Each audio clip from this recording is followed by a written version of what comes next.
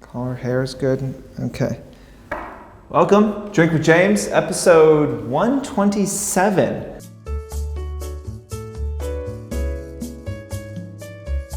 Look, it is the holiday season, and we just received the gifts that our clients will be getting, which is a custom bottle. Oh, good God. This is a whiskey that we had bottled custom from our friends at Cardinal Spirits in Indiana. So we got 300 of these bad boys going out to clients this week. So here's something I just made up. Do you want one of these? This only goes to clients. So actually this is minimum a $15,000 bottle of whiskey, because that's the lowest you get to buy in with us. So I'm going to give one of these away. Comment on this video, favorite Drink with James episode and why.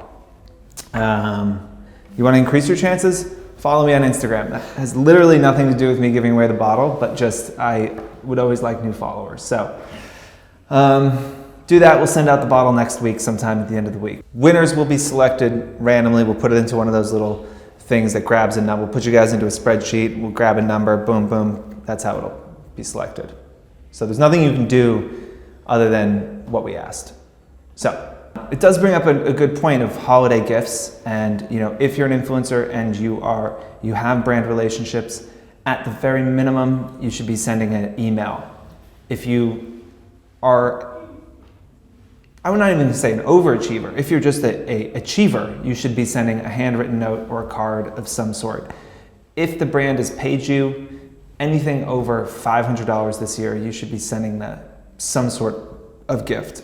Candles are easy. We used to use Jonathan Adler, and Jonathan Adler has a program where you can send them addresses and they will send the candles out for you. I believe they had one that came in like a brass looking copper rose gold container and smelled like champagne and was fantastic, and it was $20 each candle. So pretty good investment for you. Spend $1,000, send out, 50 candles to clients. It's a memorable thing. Now, don't all of you go send the Jonathan Adler candles now. That would be bad, but it's the holiday season. We're spending a good amount of money on these gifts. It's something that you should be thinking about if you are an influencer that is making money and you have clients. Try and take care of them a little bit this holiday season. It's a nice reminder as we roll into 2019.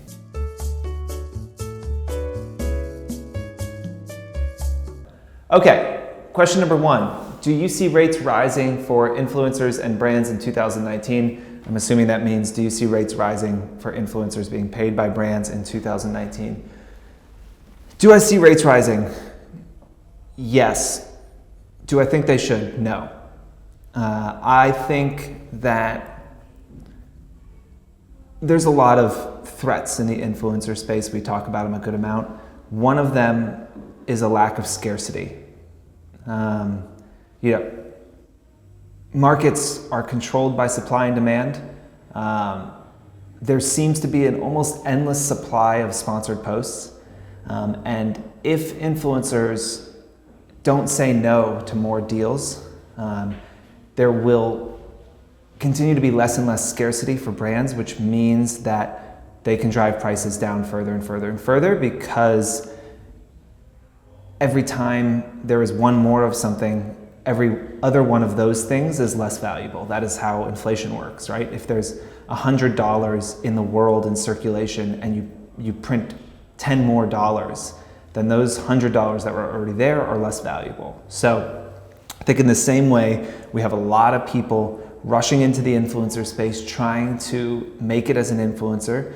We have influencers doing an increasing number of sponsored posts. That is driving scarcity down, which could drive prices down. Again, I'm not sure that is going to happen next year. I think that's probably more of a 2020 problem. But it is something that we are thinking about and trying to think of ways to fix in our, for our business and for our clients. there's in general too much sponsored content happening on an influencer's feed. They're doing too many things.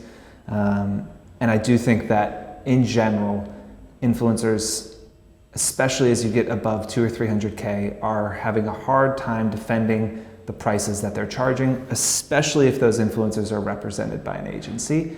Then the prices are a fucking fantasy that they're just pulling out of thin air. So, do I think rates will go up? Yes. Do I think they should? No. Do I think we could run into a collapse of influencer pricing in the next few years because of oversaturation of supply? Yes. So, go back, read your high school economics book, tighten up that supply, let's create some scarcity. With scarcity, prices go up, everybody is happy. If you're a smaller influencer, the same theory applies as far as supply and demand goes. I don't think that micro influencers' prices feel as inflated because they're just inherently lower. So while the CPMs may be high, that's cost per 1,000 impressions, just kind of a foundational way that digital marketing people talk about buying media. The overall rate is so low it doesn't feel crazy. It's like, oh, it's 200 for a sponsored post or 300 or 500. That doesn't feel as crazy as 15, 20, 30,000 for an Instagram post for someone who has a lot of followers. So less of a concern in the micro space because for brands, a couple $100 is nothing.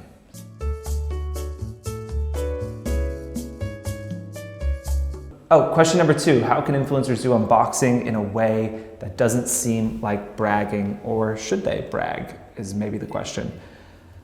I've touched on this before. I fucking hate unboxing videos. I think that they are self-serving. I think they are super braggy. I think they are tasteless, classless. I just think they suck. I hate them. Now, I also understand the problem. I know that you guys are getting sent a lot of stuff. I know you want to incorporate that product and give some coverage to your brands that sent it. You know, I know you want to say, oh, thanks so much for the gift, blank brand. So I do think that the unboxing isn't coming from a place of ego. I think it's coming from a place of wanting to show the brand that you got the package and that you appreciate it and show it to your fans. It just doesn't come off that way. It comes off in a very look at me way. The other problem is, again, let's talk economics. As your stories become more and more and more and more about unboxing, every day or twice or 3 times a week, you are showing all the shit that you're getting. Your stories become inherently less interesting. It's just, maybe I'm wrong. You know, maybe people really enjoy those videos. I hate them. I've never met anyone that really likes them. I do think, and I think I said this before, that it is a little different in the beauty space because it's such a product-driven vertical. People just want to see product and they're more interested in that. But for most of you, I think that it provides no value to your followers, and such, all it does is dilute the quality and stickiness of your stories. And by doing that, it dilutes your brand and it makes it less interesting. And when that happens, more people, skip over your stories, and more people skip over your stories. Instagram stops serving those stories to them.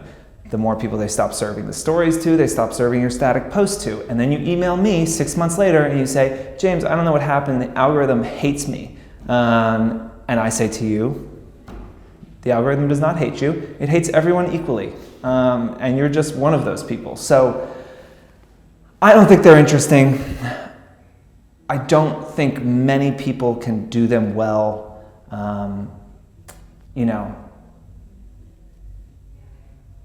Who does? Isaac from Isaac Likes, when he does these unboxing, he has this one pocket knife that he uses to open his boxes, and he's like does it in a very aggressive way, and he like throws the thing out, and then he tries it on. At first I thought it was annoying, but like it is now a thing he does, and so I do watch it, and he's turned unboxing into like a thing that is his thing. And then he actually puts the piece of clothing on and shows it on him, and I think that makes it more interesting. So I think that he is someone who does it well. Jamie Beck, who's been on the show, she does like once a week, she goes through her mail. She is obviously a creative and lovely person, and I think she does a nice job covering the stuff that's being sent to her. And I think the reason Jamie's stuff resonates with me is that she seems legitimately excited about the product, you know, and she does the same thing. She uses everything that she gets and tries it on. If it's clothing, if it's you know, a fragrance, or if it is skincare or something like that, she talks about the product, she gives a little demonstration, she puts it on, she does something to show you interacting with it. So if you have to do unboxing, move it to 1 day a week and make it a thing, and try and create content that is actually interesting and valuable for both the brands that sent you stuff and for your audience. Don't feel like you have to post every single thing a brand sent you, especially if they're sending you shit without asking you. Don't feel like you have to cover that. You know, you should potentially email the brand and say, thanks for sending this. Or if you don't want the stuff anymore, tell them not to. You know, I mean, I was talking to a brand, someone from a brand the other day, and they were joking about, you know, PR giftings and how influencers are turning around, seeing how quickly they can sell it on eBay or, you know, Poshmark or wherever you're kind of reselling stuff. Like, that's not a good look. It's better to, if you don't want something, to send it back to the brand or tell them to take, you know, that you appreciate it, but you know, you don't want them to waste product and to stop sending you stuff. So, final thing, never, never, never, never, never show your pile of 40 boxes when you get back from Fashion Month. I mean, the fucking posts when people get back from Fashion Month and they show the 50 free things that they got is insane. And again, you have to put yourself into the mindset of like, that is more shit than most people will buy themselves in the entire year. And you are joking about getting all of it for free, and it's just not funny. So let's move away from that. Okay.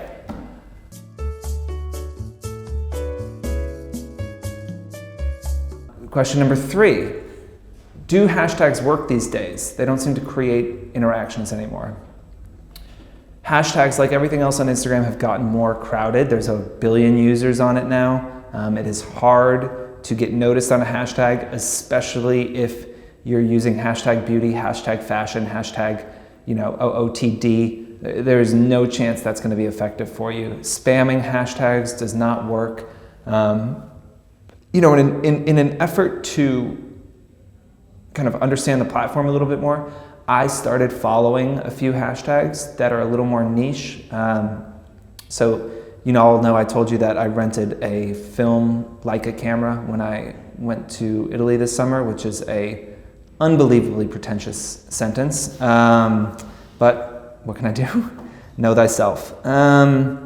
So I'm interested in potentially buying one for myself. So I started following the Leica M6, which is what the camera's called, hashtag. So hashtag Leica M6 and like hashtag film photography.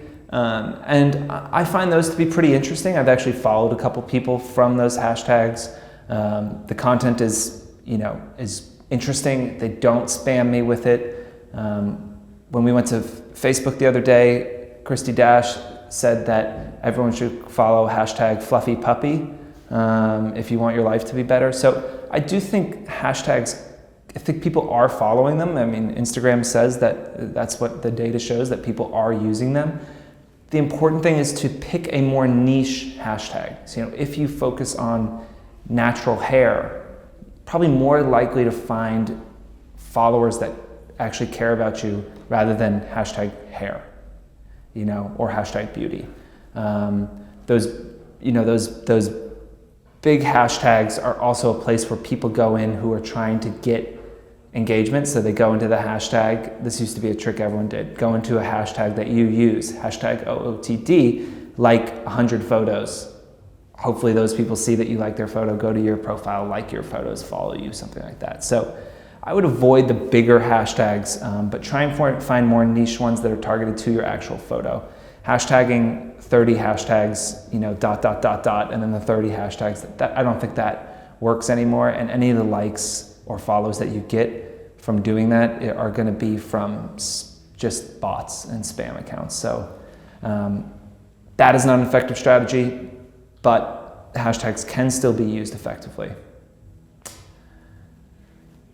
Well, I believe that is all, people. It is, well, this is not a digital watch, so I can't actually read it. No, I think it's about 5:45, and I think it's about time to actually start drinking this whiskey. And send your questions in, comment for a chance to win that bottle of whiskey. We'll see you next week.